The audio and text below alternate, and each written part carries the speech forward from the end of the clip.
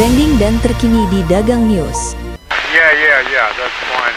If I can just, the tide's going out, if I can just nudge in there and let the tide do. Selepas 49 hari merentasi 7 lautan dan 5 pelabuhan antarabangsa, kapal peronda bekas pengawal pantai Amerika Syarikat, ex-USCG kata Steadfast, kini sah menjadi milik Maritim Malaysia, APMM.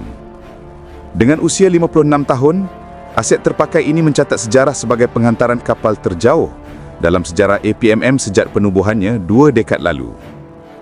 Majlis sambutan ketibaan disempurnakan oleh Ketua Pengarah APMM, Laksmana Maritim Datuk Haji Muhammad Rosli Abdullah, di Pusat Hidrografi Nasional, Pelabuhan Kelang hari ini, 4 November 2025.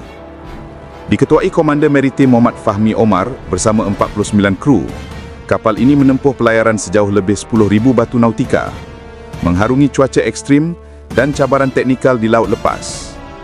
Kapal juga singgah di 5 pelabuhan antarabangsa bagi urusan teknikal dan logistik, termasuk di Ponta Delgada, Portugal, Sauda Bay, Greece, Port Said, Mesir, Doraleh, Djibouti dan Colombo di Sri Lanka.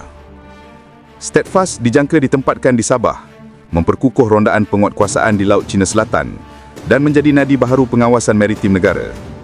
Penerimaan kapal ini bukan sekadar penambahan aset.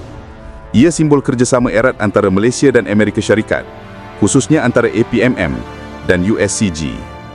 Steadfast mungkin berusia 56 tahun, tapi semangatnya kini menyala semula demi keselamatan perairan Malaysia.